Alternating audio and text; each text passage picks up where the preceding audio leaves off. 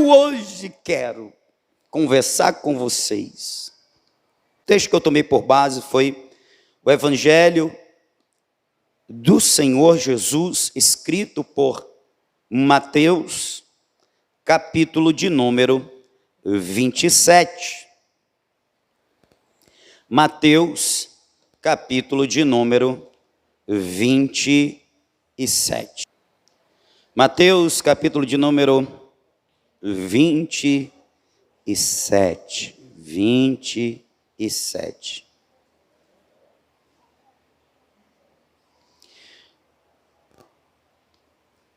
Quem achou, diga amém. Versículo 11 diz: Jesus foi posto perante o governador e este o interrogou, dizendo: És tu o rei dos judeus? Respondeu-lhe Jesus: Tu o dizes.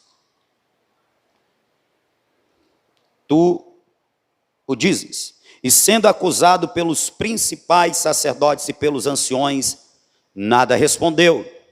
Perguntou-lhe então Pilatos: Não ouves quantas acusações te fazem? Jesus nenhuma palavra lhe respondeu, de sorte que o governador estava muito admirado. Ora, por ocasião da festa, costumava o governador soltar um preso, escolhendo o povo aquele que quisesse. Tinha então um preso bem conhecido chamado Barrabás. Portanto, estando eles reunidos, perguntou-lhes Pilato: Qual quereis que vos solte?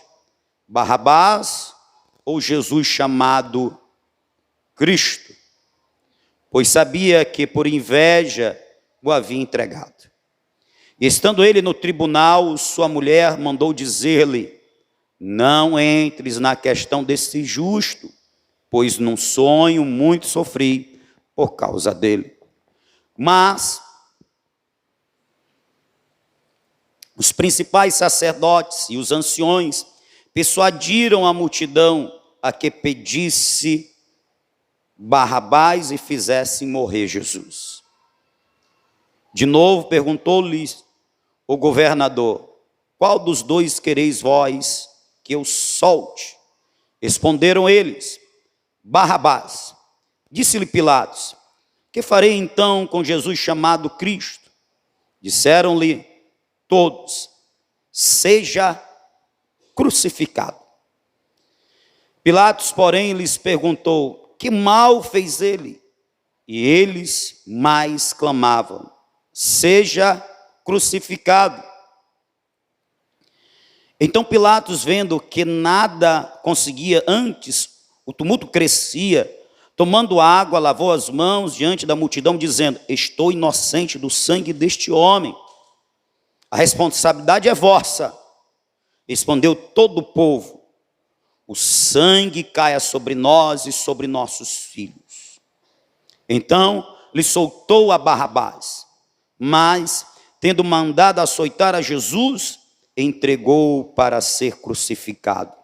Em seguida, os soldados do governador, conduzindo Jesus ao pretório, reuniram em torno dele toda a corte, e despindo-o, cobriram-no com um manto escarlate, e tecendo uma coroa de espinhos, puseram-la na cabeça. Na mão direita puseram um caniço, e ajoelhando-se diante dele, escarnecia, dizendo: Salve, Rei dos Judeus! E cuspindo nele, tiraram-lhe o caniço e batiam-lhe com ele na cabeça. Depois de o haverem escarnecido, tiraram-lhe o manto, vestiram-lhe as suas vestes e o levaram para ser crucificado. Aleluia, que Jesus morreu por nós. Irmãos, hoje eu quero me ater a esse momento tão importante. E a frase é essa: da história da humanidade. esse momento foi por demais importante para a história da humanidade. Nós temos, pelo menos, a escolha de Jesus em se deixar ser julgado, em se permitir ser condenado, em aceitar ser crucificado. Ele mesmo disse que bastaria uma palavra e legiões de anjos poderiam vir e libertá-lo. Jesus já havia demonstrado que ele está se entregando. Ele está, na verdade, se doando. Ele escolheu a cruz. Ele se permitiu esse julgamento injusto.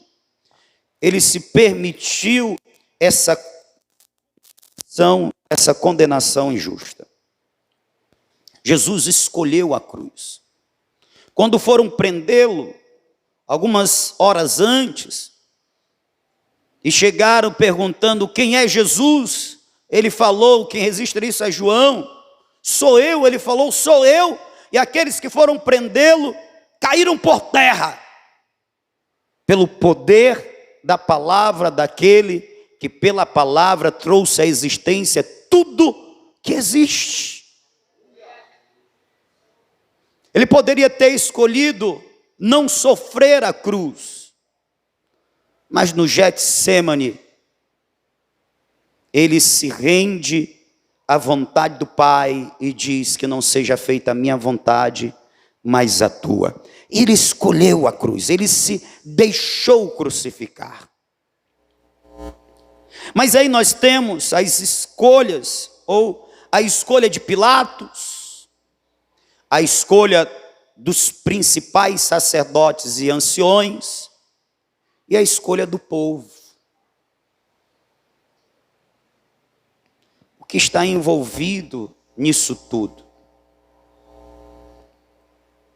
Pois o inocente está sendo julgado. Contra ele não há prova senão falsas testemunhas, com calúnias, com difamações, com mentiras. São essas acusações. E aí nós temos um dos personagens que é principal, que é muito importante nesse julgamento, que é Pilatos. Pilatos é o governador romano ali na Judéia, na região da Judéia. Ele está ali representando o imperador romano, Tibério. A história diz que Tibério, o imperador romano, que então dominava o mundo da época, ele era muito rigoroso quanto aos maus tratos com os seus súditos. Ele era alguém muito determinado e decidido. Ele corrigia os seus governadores quando eles causavam maus tratos nos súditos. Agora, quando ele ficava sabendo que algum dos súditos, quem eram? Toda a população que fazia parte do império, seja da capital Roma ou das nações conquistadas, incluindo os judeus aqui, que estavam sob domínio do Império Romano. Agora, quando ele conhecia, ele descobria que havia alguma sedição, ele também era bem rigoroso na punição de morte, das mais dolorosas, tipo a morte de cruz. Entenda, Pilatos é governador, ele tem o poder para julgar, por isso não é à toa que os principais sacerdotes e os anciões, que são as autoridades político-religiosas da comunidade judaica, que está sob o jugo romano, leva até o governador Pilatos, porque eles não tinham, digo, os principais sacerdotes, os anciões, as autoridades judaicas, eles não tinham autonomia para crucificar ninguém. Mas como eles queriam a morte de Jesus, eles precisavam da permissão, eles precisavam da autorização. Na verdade, só quem podia executar tal morte era Roma. Eles precisavam então que o governador Pilatos autorizasse. E eles levam a Pilatos. Eles levam um caso dos judeus para um ímpio julgar. E como governador, cabia a Pilatos a manter a população numa certa paz, evitar a todo custo qualquer tipo de sedição, de rebelião, de tumulto. E lembre-se, era o período da Páscoa, uma das três principais festas dos judeus, onde judeus de toda parte do mundo, incluindo daquela região, iam para Jerusalém para festejar uma semana. Jerusalém estava assim, ó. Era período de festa, judeus de várias partes do mundo estavam ali. Os hotéis estavam, todos estavam lotados. O número de pessoas que havia ali era tipo, no mínimo 10 vezes mais do que o normal. Imagine esse povo se revoltando. Não ia dar para as guarnições de Roma, as centúrias, dominar isso. Eu estou falando isso por quê? Porque isso influenciou na atitude de Pilatos frente ao julgamento de Jesus. Tudo que ele mais queria evitar era um tumulto, uma rebelião, porque isso ia ficar muito feio, muito mal para a imagem dele, e ele poderia ser punido pelo imperador Tibério, porque ele ia ter que reagir com força.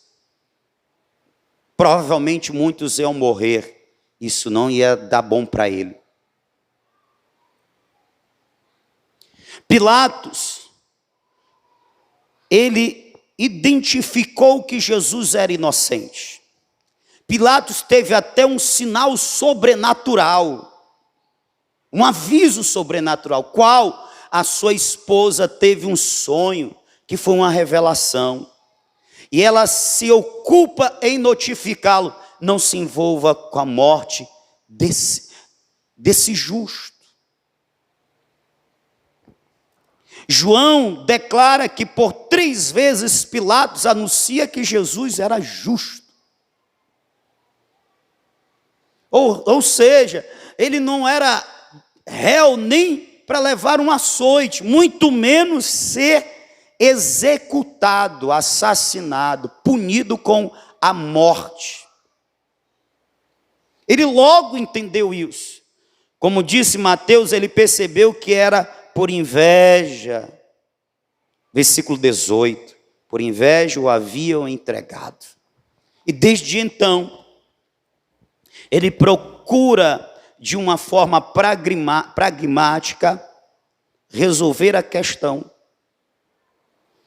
agradando a multidão e livrando Jesus. E aqui está o erro de Pilatos. Ele quer agradar a multidão e ao mesmo tempo ele quer livrar Jesus.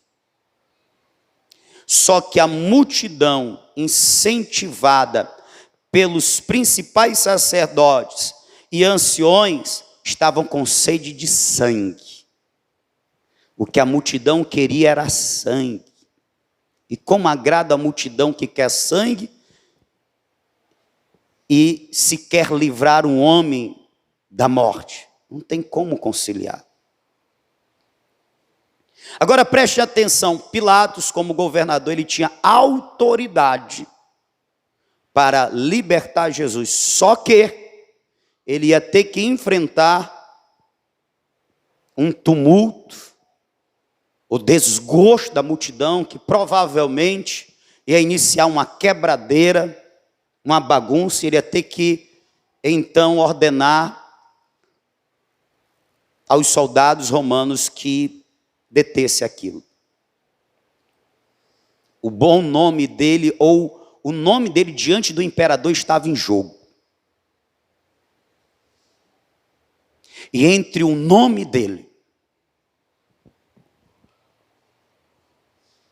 e a inocência de Jesus, ele prefere preservar o bom nome dele. Ele prefere não entrar em conflito com o povo, mesmo estando em conflito com a sua consciência. Ele prefere evitar um conflito com o imperador do que enfrentar um conflito com o seu coração. E Pilatos se mostra covarde, porque ele sabe o que era o certo e tinha o poder para fazer o certo, mas ele prefere fazer o errado para ficar bem na situação. E nem adiantou que tempos depois Tibério o destituiu do seu cargo de governador. E hoje a alma de Pilatos está queimando no inferno por causa da sua covardia, por causa da sua tentativa de ser isento.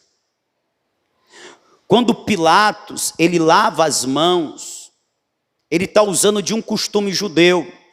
Deuteronômio capítulo 26, versículo de número 6, não precisa, que eu estou só citando. Salmo 26, versículo 6, perdão, é Deuteronômio 21, 6, Salmo 26, 6, e Salmo 73, 13, fala do costume judeu de lavar as mãos para declarar a sua inocência. Não tenho culpa nisso. Só que quando ele lava a mão declarando que é inocente da culpa de Jesus, do assassinato de Jesus, tendo autoridade para livrar Jesus da execução, ele se faz ainda mais culpado. Ou seja, tem determinadas situações que a isenção, o não se envolver, o não se posicionar como se deve posicionar, é também demonstração de covardia e grande erro e pecado. Quem está me entendendo, diga amém. Eu estou falando com vocês sobre escolhas. Escolhas. Pilatos escolheu, através de uma jogada, se isentar de qualquer culpa, mas não tem jeito, ele tinha autoridade. Ele deveria ter exercido a autoridade. Ele deveria ter se posicionado como autoridade, exercido a justiça. Com lavar as mãos, ele se fez mais culpado ainda. Tem situações que não tem como se isentar, irmão.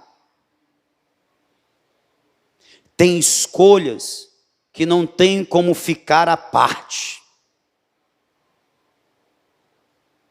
Ficar à parte é ser culpado também dos resultados, das consequências. Quem está me entendendo, diga glória a Deus. Antes de continuar, eu quero lembrar os irmãos que a Bíblia, ela fala muito da importância das escolhas. Quer ver? Deuteronômio capítulo 30.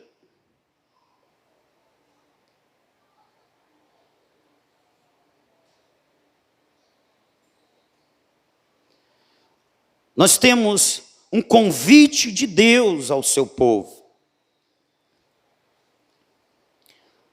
Quando no versículo de número 19, versículo de número 20, está escrito assim: os céus e a terra tomo hoje por testemunhas contra ti, que te propus a vida e a morte, a bênção e a maldição.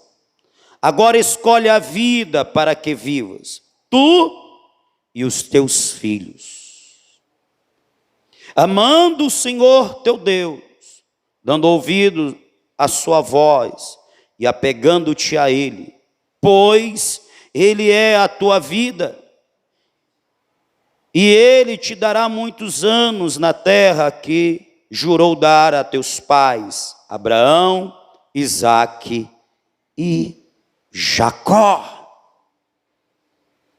Eu ponho diante de ti a vida e a morte, a bênção e a maldição, e te proponho, eu te aconselho, escolhe a vida para que viva. Mas o conselho não é uma ordenança, é uma opção.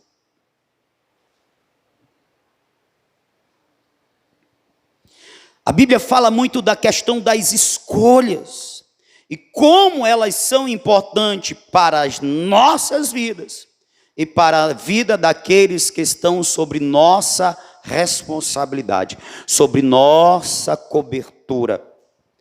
Pois o texto diz: agora escolhe a vida para que vivas tu e os teus filhos. Escolher certo é escolher para nós e para os nossos filhos, netos, os nossos descendentes. Escolher certo tem consequências para nós e os nossos, assim como escolher errado também. E antes que alguém pense, eu não estou comparando Jesus a Barrabás, eu estou falando de escolhas.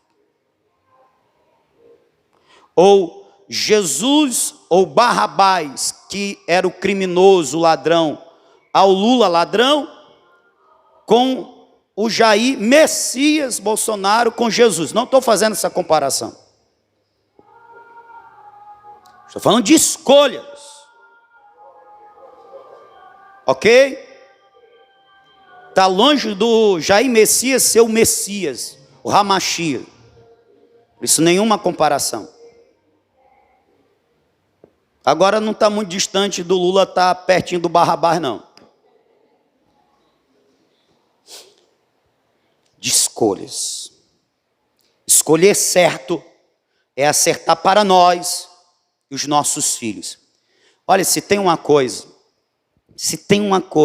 que deixa os pais sentidos, tocados, fragilizados, como também encorajados, animados, alegres, é o resultado ou o que se tem ou o que se faz para com os filhos.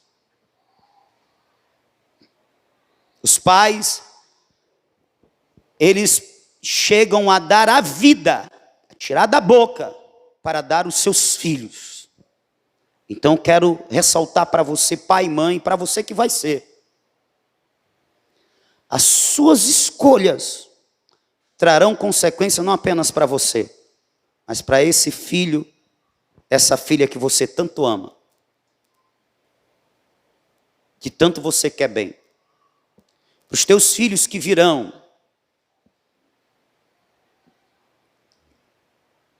Preste muita atenção, porque o tempo que nós estamos vivendo é um tempo que está nos chamando para escolher.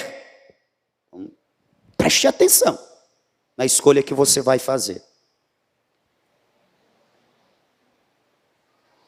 A Bíblia diz que um homem chamado Ló escolheu as campinas do Jordão, porque eram campinas, como diz a palavra, campinas, mato, verdejante, comida abundante para o seu gado. Mas as campinas estavam próximas de Sodoma e Gomorra. E ao escolher as campinas, ele também escolheu Sodoma e Gomorra, cidades pervertidas moralmente. Qual o resultado disso? Dessa escolha trágica? Até hoje, quando se pensam nos descendentes de Ló, se lembram dos amonitas e moabitas, que foram inimigos de Israel e deixaram de existir. Pelo menos não se tem registro de moabitas e amonitas. Filhos do incesto, provocado pelas próprias filhas de Ló, que o embebedaram e tiveram relações com ele. Por que elas tinham essa mentalidade? Essa mentalidade foi resultado da estadia delas em Sodoma e Gomorra. Elas foram influenciadas pelo costume imoral, indecente daquelas cidades. E elas replicaram. E tiveram descendentes. E esses descendentes foram tidos por amaldiçoados, inimigos do povo de Deus. Começou aonde, pastor? No olhar interesseiro e ganancioso de Ló, pelas campinas do Jordão, por ter escolhido o lugar errado. Cuidado com a sua escolha. O livro de Ruth começa descrevendo que um morador de Belém de Judá, chamado Amaleque, vendo que o tempo era de escassez de fome naquele lugar, ele sai justamente para Moabe, com a sua família, para buscar uma vida melhor. Moabe é terra dos moabitas,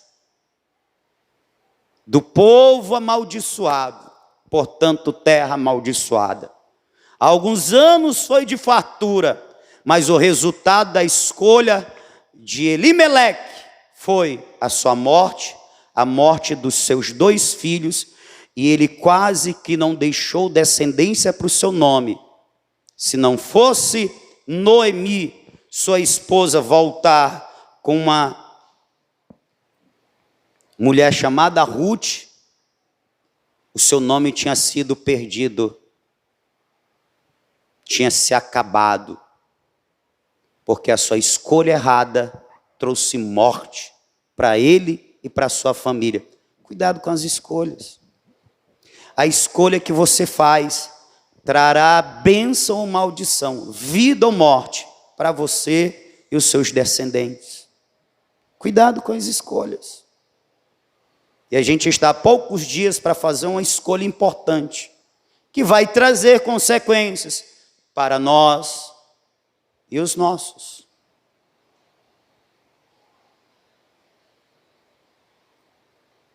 E aí tem muito crente que acha chato esse assunto.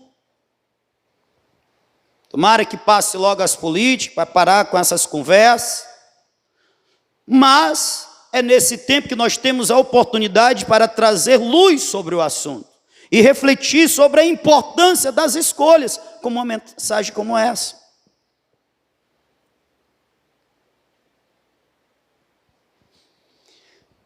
Voltando ao texto, nós temos os sacerdotes, principais sacerdotes e anciões. Irmãos, principais sacerdotes eram os líderes dos grupos de sacerdotes que ministravam culto ao Senhor. Portanto, os homens que mais deveriam conhecer a Deus. Portanto, os primeiros a reconhecerem a divindade de Jesus. Os conhecedores da palavra, aqueles que entravam no santo dos santos, o sumo sacerdote, para ministrar no lugar sagrado, ou seja, estar diante de Deus. Aqueles que deveriam ser os primeiros a abraçar Jesus como Messias, como o divino Salvador, são justamente aqueles que estão manipulando a população para rejeitar o Cristo. Você parou para imaginar, para pensar nisso? Nessa loucura que pode acontecer em nossas vidas, nós que buscamos a Deus, nós que cultuamos a Deus, que paramos aqui uma hora para ouvir a palavra de Deus, acontecer de não entender os sinais de Deus, o mover de Deus, Deus que eles tanto adoravam no templo, estava passeando pelas ruas, estava fazendo milagres entre o povo, estava se movendo na terra. Eles não conseguiam observar, eles não conseguiam perceber, discernir. Eles não conseguiram discernir o seu tempo, o que Deus estava fazendo no seu tempo. Acordemos, crentes, talvez nós estejamos vivendo esse momento, e aí eu falo para a igreja no Brasil. Deus pode estar trazendo um movimento para o Brasil, agindo no Brasil de uma forma diferente do que nós estamos acostumados, e nós não estamos conseguindo perceber. E podemos estar resistindo a Deus, rejeitando a Deus, ao rejeitar o seu mover nessa terra. Acordemos, meu povo, porque Cristo pode estar agindo bem pertinho de nós, ao nosso redor, e até querendo nos envolver, mas nós estamos rejeitando, anulando a nossa participação nessa ação divina. Vamos acordar, porque nós estamos sendo chamados para fazer uma importante escolha e participar com Deus de uma decisão extremamente importante para a nossa nação. Eles também receberam um sinal, não foi divino, não assim sobrenatural, mas foi um sinal. Aqueles que eles contrataram para entregar Jesus, retornou a eles, devolvendo as moedas, arrependido e dizendo: ele é justo, ele é inocente. Mas resistindo este sinal que Judas Iscariotes havia dado, eles persistem, movidos pela inveja. Eles insistem, negando o que eles declaravam acreditar. Os homens que deveriam ser a manifestação ou exemplo de justiça, são justamente o exemplo do contrário. Estão manipulando a população para pressionar Pilatos, colocar Pilatos encostado na parede e conseguir o que querem: a morte daquele que para eles era alguém que estava tomando o lugar deles no coração do povo. Olha aí. Eles fazem uma escolha.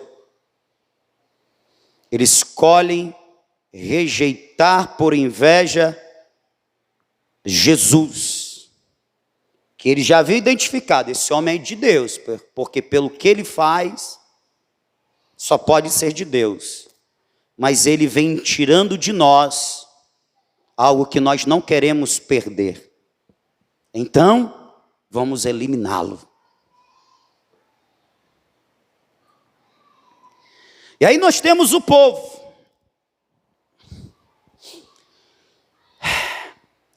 A cidade estava abarrotada, eram milhares de pessoas, milhares. Ali estava uma representação do povo. Preste atenção que isso é importante. Naquele lugar onde Jesus foi apresentado, não cabia milhares de pessoas, eram algumas centenas no máximo, algumas dezenas. É provável que alguns que no começo da semana haviam declarado hosana nas maiores alturas e celebraram a entrada de Jesus triunfal em Jerusalém, estavam ali. Só que agora gritando não mais hosana, estavam gritando crucifica, crucifica-o, crucifica-o. É provável que pelo menos uns dois ali, não concordavam com aquela ação. José de Arimateia e o Nicodemos, que fazia parte do Sinédrio. Eles estavam lá também. Mas a voz de dois homens ficou calada, silenciada pelo grito da multidão. A voz de muitos se faz ouvir e silencia a voz de poucos. É provável que eles nem ousaram defender Jesus. É provável que eles só ficaram a ver, estarrecidos, a manipulação do povo e a vontade do povo de ver derramamento de sangue. É muito provável que uma boa parte daquela multidão, preste atenção no que eu estou dizendo, não estava ali manipulados. Estavam ali querendo a morte de Jesus porque estavam desgostosos de Jesus, porque Jesus não atendeu os interesses políticos deles. Alguns queriam Jesus por causa do pão e do peixe. Jesus já havia denunciado isso em João capítulo 6. Outros ficaram desgostosos de Jesus, porque Jesus disse, dai a César o que é de César e a Deus o que é de Deus. Ou seja, tinha uma parte daquele povo que queriam ver a morte de Jesus, porque ficaram desgostosos que Jesus não atendeu o que eles tanto desejavam. Alguma coincidência com o tempo que nós estamos vivendo? População manipulada, uma parte dela não está sendo manipulada, é uma questão só de interesse, não fez o que eu quis, por isso eu não gosto, não vou com a cara. Autoridades manipulando, alguma semelhança com o que nós estamos vivendo? Agora preste atenção. No versículo de número 25, nós temos a declaração daquele povo. Quando Pilatos, querendo se isentar de toda e qualquer culpa,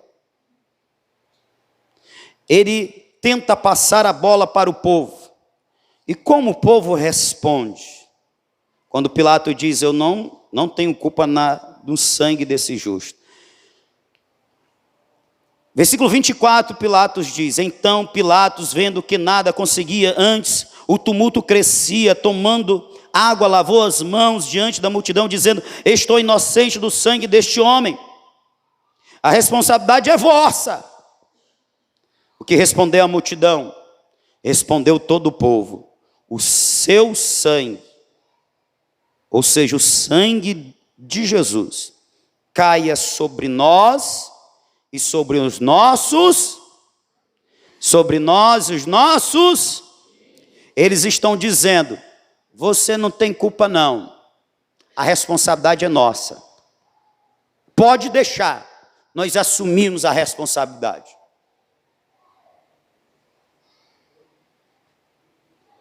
É sobre nós, é sobre a nossa descendência, é sobre os nossos filhos também.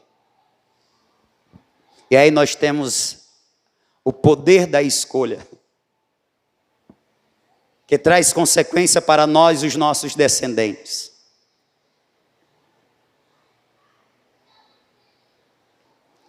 O resultado desse julgamento injusto, dessa ação covarde, infame, foi a humilhação, a tortura e o assassinato de Cristo.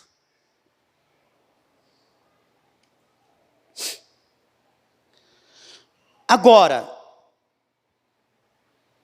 essa palavra, o sangue, o seu sangue, caia sobre nós, os nossos filhos, trouxe consequência para o povo judeu por muitos anos. A verdade é que foi por séculos. Séculos. No ano mais ou menos 70 da era cristã, esses mesmos judeus, ou os seus filhos, se rebelaram contra o domínio de Roma. O imperador mandou o general Tito para resolver a questão. Tito cercou a cidade, invadiu a cidade e assassinou milhares de judeus. O sangue dele caia sobre nós. Eu já falei isso aqui, vou repetir. Flávio Joséfo diz que não houve espaços nas ruas de Jerusalém que pudesse crucificar mais um judeu. Estava tudo ocupado, de corpos apodrecendo à vista de todos, de pessoas morrendo à míngua. Acorda, crente. Cuidado com a sua escolha. Depois desta invasão, assassinato de milhares, outros milhares foram expulsos de Jerusalém, da Judéia, e se espalharam para o mundo, ficando conhecido esse evento como a diáspora. Estou falando do ano 70, primeiro século da era cristã. E desde então, até 1948, o povo judeu andou espalhado pelo mundo. Continuava sendo a nação porque eles tiveram cuidado de manter o seu costume, a sua religião e a sua língua, o seu idioma pátrio. Mas era em terras estrangeiras, uma porção aqui, outra acolá.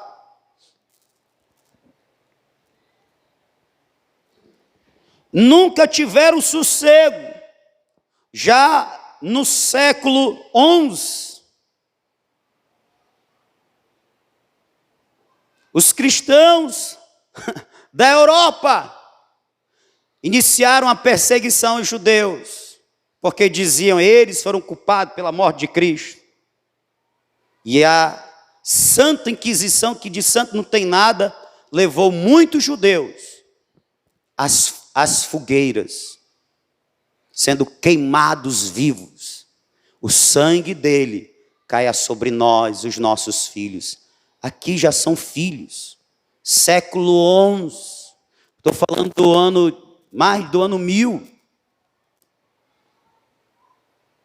No século XIII, do século XIII ao século XVIII, nós temos o Império Otomano, sabe essa turma aí dos muçulmanos, esse negócio todo? Quando eles invadiam uma terra, eles falavam mais ou menos o seguinte, ó: nós damos duas opções para você. Isso foi dito muito a cristãos e a judeus, onde eles invadiam, porque houve um império, eles foram conquistando algumas partes do norte da África, partes também da Europa, e haviam comunidade judaica. Eles diziam assim, ó: ou você se converte ao islamismo, ou você morre. Escolhe. Muitos judeus escolheram a morte, outros a fé islâmica. O sangue dele caia sobre nós, os nossos filhos. São os filhos dos filhos. Anos, séculos. Aí nós chegamos no século XIX, Segunda Guerra Mundial.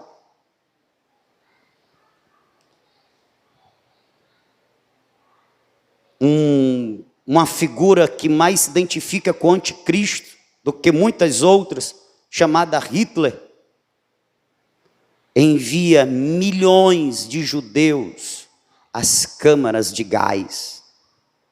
Muitos, antes de morrer nas câmaras de gás, morreram de fome.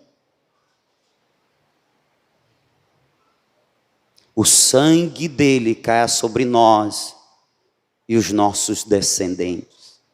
Séculos sofrendo, pagando pelo julgamento injusto do Filho de Deus, pela escolha errada que fez. Você pensa que essa escolha do dia 30 não vai trazer consequências sobre você e seus filhos? Se você pensa assim, eu quero te dizer nesta noite, como homem de Deus, você está profundamente enganado.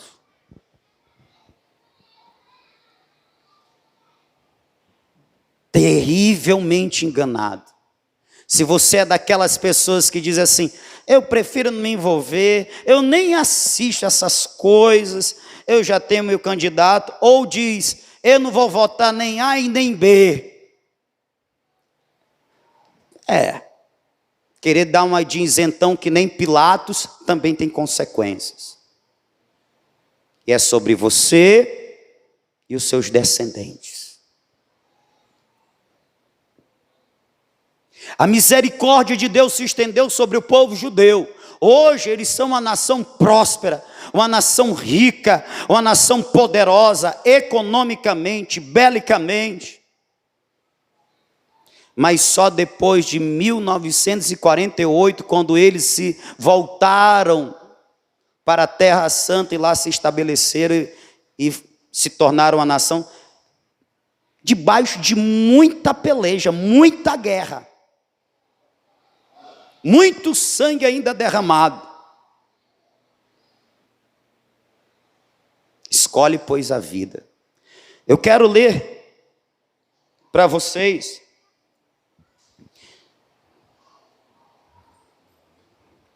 ainda falando de escolha, e até seguindo já para o final.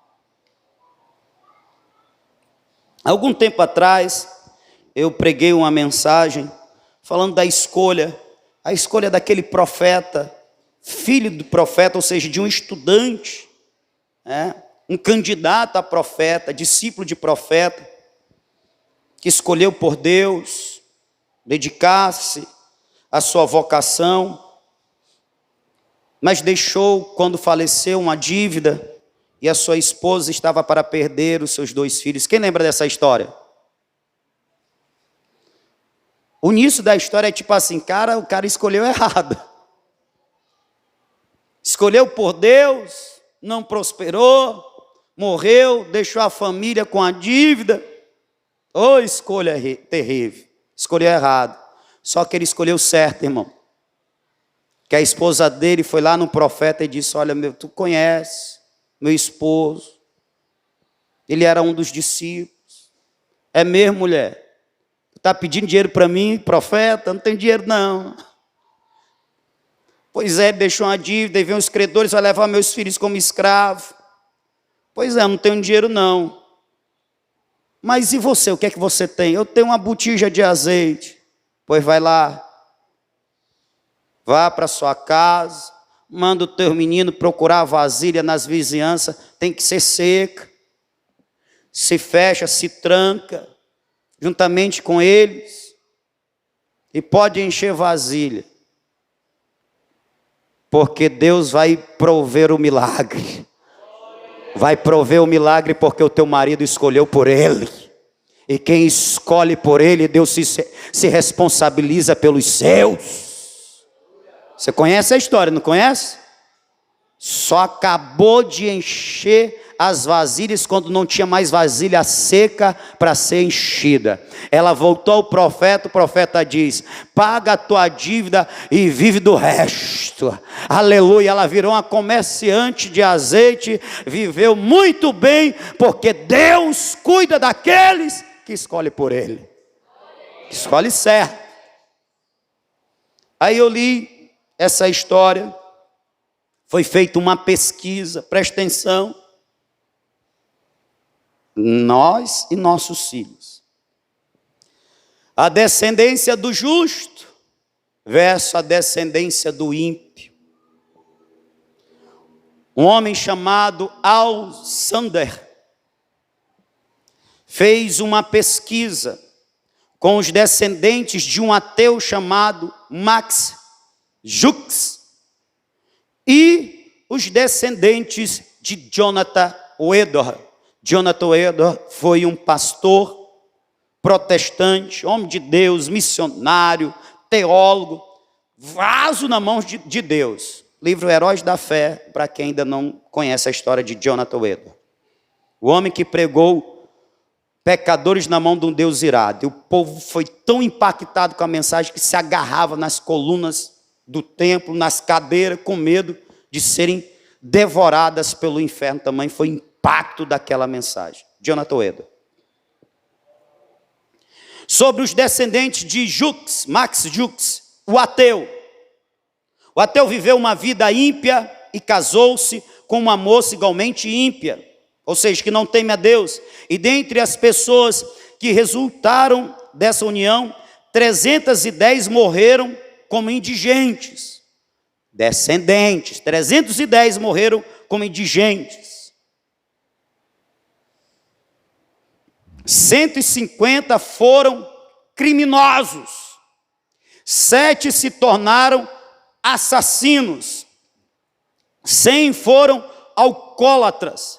E mais da metade das mulheres eram prostitutas. Esses seus 567 descendentes custaram aos cofres públicos dos Estados Unidos mais de $1.250.000. Descendência do ímpio, pela escolha do ímpio em não seguir a Deus, temer a Deus. Agora, a descendência do justo, Jonathan Edwards, viveu na mesma época de Max Jukes, mas se casou com uma esposa crente. Foi feita uma investigação de 1.394 descendentes conhecidos de Jonathan Edwards. 15 se tornaram diretores de faculdades. 65 foram professores de nível superior. 3 foram senadores dos Estados Unidos da América. 30 foram juízes. 100 foram advogados. 60 foram médicos. 75 foram oficiais do Exército da Marinha Americana. 100 foram missionários e pregadores. 60 foram autores de renome. Um foi vice-presidente dos Estados Unidos. 80 se tornaram funcionários públicos. 295 fizeram curso superior. Alguns foram governadores de estados americanos e outros foram diplomatas. Seus descendentes não custaram nenhum centavo ao Estado. A sua escolha, ela pesa sobre ti e sobre os teus.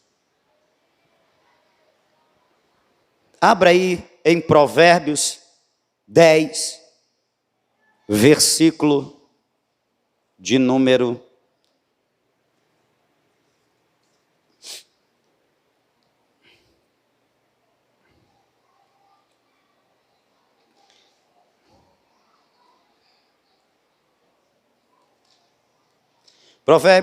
10, versículo de número, só vou falar quando eu achar. O negócio do computador ser mais rápido que eu, conversa, meu. Versículo 7.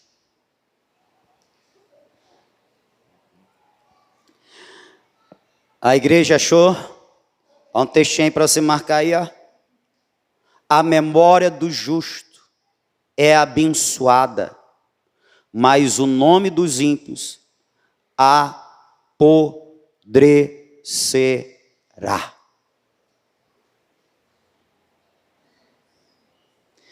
A sua memória vai ser abençoada pela bênção que vai se seguir em seus descendentes, pelas suas escolhas certas. Por escolher você seguir o Senhor, obedecer ao Senhor, representar o Senhor nesta terra.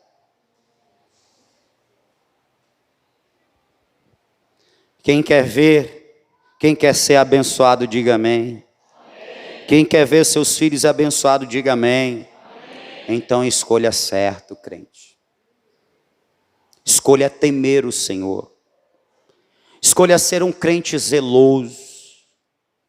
Escolha ser um crente dedicado.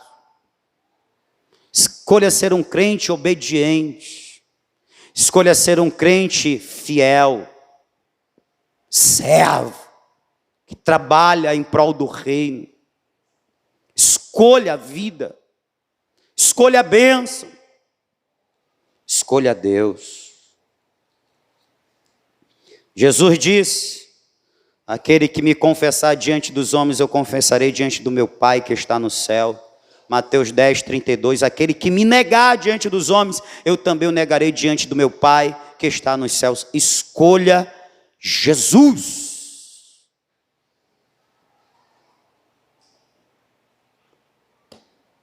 E no dia 30, crente, faça a escolha certa. Faça a escolha certa, senão a picanha que você vai comer vai ser o teu cachorro e o teu gato. Diga misericórdia não, porque os nossos irmãos na Venezuela fizeram a escolha errada. E há 23 anos, quem é adulto hoje que tem 23 anos, não escolheu o Chaves. E não teve a oportunidade de escolher Maduro, porque o sistema já estava posto. Não tinha mais como tirar. Foram os pais deles que escolheram errado. E hoje, jovens de 19, 20, 23 anos estão sofrendo a consequência das escolhas erradas de seus pais. Preste atenção, crente.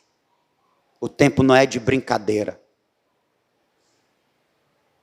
É de escolha séria.